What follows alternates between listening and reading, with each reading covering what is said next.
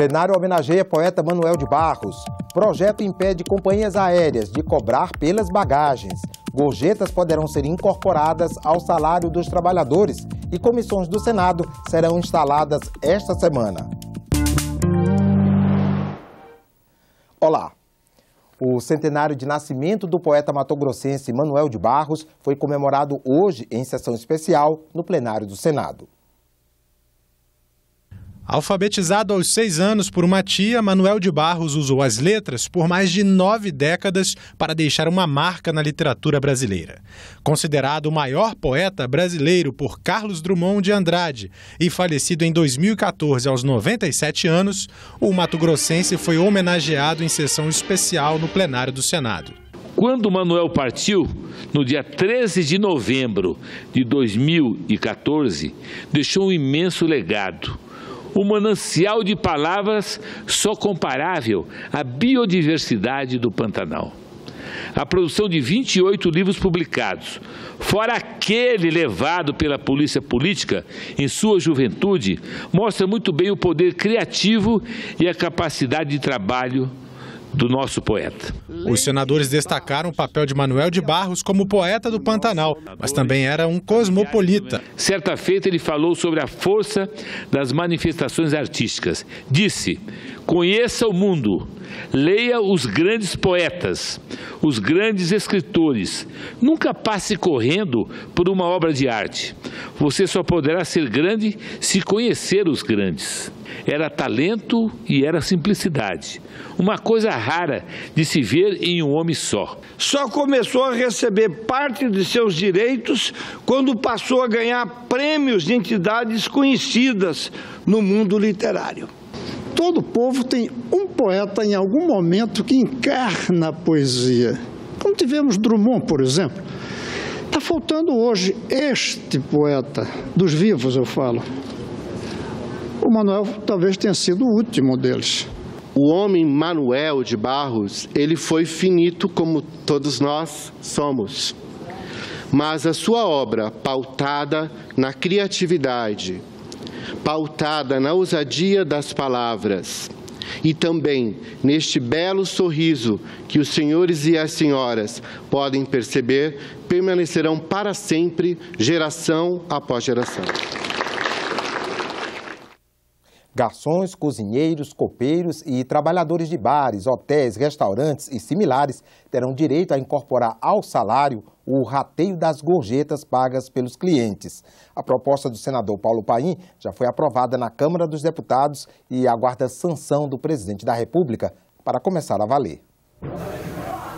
Garçom há 14 anos, Zé Carlos não tem queixas do seu local de trabalho, mas já passou por experiências bem desagradáveis em outros estabelecimentos. Existe casa dentro de Brasília que elas são o seguinte: quando o garçom chega lá, ela te faz uma entrevista. Você vai escolher o salário ou a venda. Se o cliente paga pelo nosso trabalho, o nosso direito é receber da mão do patrão. Por que muitas das vezes eles não repassam? De acordo com a nova lei, na carteira de trabalho, o valor do novo salário será igual à soma do rendimento anterior, mais o valor correspondente às médias das gorjetas calculadas após o entendimento entre patrões e empregados.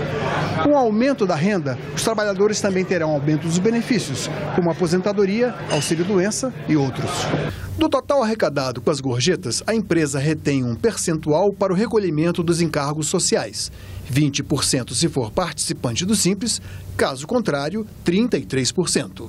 Eu acho que não haverá problema, porque o empregado também já se conscientizou de que haverá essa dedução das gorjetas arrecadadas e que isso a médio prazo ele só tem a ganhar, porque ele passa a ter o 13º com valor integral, ele passa a ter aposentadoria, ele passa a ter as férias. Acontece que antes eles não tinham nada, não era permitido a eles, a gorjeta o empresário recebia e não passava nada para eles. Agora não, no acordo coletivo consta, conforme o entendimento que eles fizeram, porque eu fui o relator, garante que a gorjeta será passada para o trabalhador. O que o empregador fica é com o percentual correspondente ao pagamento da Previdência. Do projeto original até a nova lei da gorjeta foram quase 10 anos. Mas no final, se todos ficarem satisfeitos, quem não gosta de um bom atendimento? Nesta semana, a maioria das comissões permanentes do Senado retoma as atividades quase um mês e meio depois do início dos trabalhos legislativos. Mas ainda não há acordo sobre o comando de todas elas. Pelas comissões passam todos os projetos de lei. Elas são o lugar da análise e do debate mais profundos e até podem decidir o destino final das propostas. O Senado tem 13 comissões permanentes, mas desde a abertura dos trabalhos no início de fevereiro, apenas a de Constituição e Justiça foi instalada sob a presidência do PMDB, maior bancada da Casa. No plenário, os senadores cobraram providências. Mas o apelo em público para ver se terça-feira a gente instala as comissões para começar a trabalhar normalmente aqui na casa. Porque a gente fica pela manhã todo mundo aqui que nem zumbi, procurando o que fazer, quando nós poderíamos estar nas comissões trabalhando normalmente. Há 3 semanas, nós estamos debatendo e discutindo a questão da formação das comissões técnicas e da presidência das comissões no Senado Federal. Um dos motivos do atraso é uma divergência no critério de composição das comissões. Elas são divididas entre os partidos de acordo com o tamanho das bancadas. O regimento do Senado manda levar em conta a composição partidária da última eleição.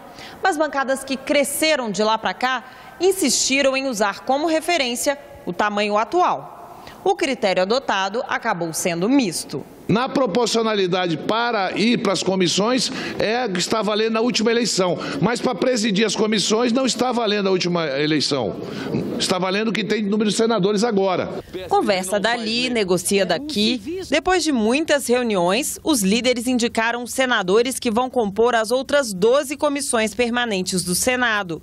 Foi o que anunciou o presidente Eunício Oliveira no plenário. São indicações feitas pelos líderes com os devidos encaminhamentos, prevalecendo aquilo que é o ideal dessa casa, que é o acordo de harmonia quando não se utiliza apenas a proporcionalidade. 6 comissões já têm reunião marcada para esta semana. Na terça-feira, de Relações Exteriores, de Assuntos Econômicos, Direitos Humanos e a de Educação. Na quarta, a de Ciência e Tecnologia e a de Assuntos Sociais. Mas ainda não há acordo em todas elas sobre que partido vai presidir os colegiados. O senador Tasso Gereissati, do PSDB, será indicado para a presidência da CAI. O partido também deve ficar com a Comissão de Transparência. Já o PMDB vai indicar Marta Suplicy para a CAS e deve ficar também com a Comissão de Infraestrutura. Esses 2 partidos disputam ainda o colegiado de Relações Exteriores. Nós do PSDB aguardamos um gesto do PMDB e, lamentavelmente, não podemos diminuir a importância da nossa presença e da nossa participação nas comissões. Todos os gestos que o PMDB podia fazer com o PSDB, o PMDB já o fez. A presidência da Comissão de Direitos Humanos deve ficar com Regina Souza, do PT, e a Comissão de Desenvolvimento Regional com Fátima Bezerra, do mesmo partido. O PP deve ficar com a de Agricultura e Reforma Agrária, o PSB com a Comissão de Educação e o PSD com a de Ciência e Tecnologia. Meio Ambiente e Senado do Futuro ainda estão em aberto. A Comissão de Agricultura e Reforma Agrária também vai se reunir amanhã para eleger o novo presidente e recomeçar os trabalhos. A instituição fiscal independente, criada pelo Senado para acompanhar e ampliar a transparência das contas públicas, reuniu hoje economistas, analistas financeiros e imprensa para divulgar o relatório mensal e recolher contribuições sobre o trabalho de análise. Em seu relatório de março, a instituição fiscal independente destaca: o déficit da Seguridade Social é elevado e crescente. Dentro de pouco mais de 40 anos, a proporção de idosos na população ativa será multiplicada por 3,8 vezes. o que aumentará pressões sobre o financiamento da Previdência. E, por falar nela, para a IFE, a reforma deve produzir efeitos fiscais importantes no curto, médio e longo prazos. Mas estabilizar a dívida pública é projeto apenas para meados da próxima década. A dívida pública ela deve ainda crescer por vários anos. A questão é que sem a reforma da Previdência e sem a PEC dos gastos, a emenda 95, o cenário seria ainda muito pior, porque o Brasil está tendo uma variação negativa do PIB, nós estamos em recessão. Esse ano a coisa deve começar a melhorar, mas é uma melhora muito paulatina, muito vagarosa, muito lenta. A mudança não acontece da noite para o dia num piscar de olhos.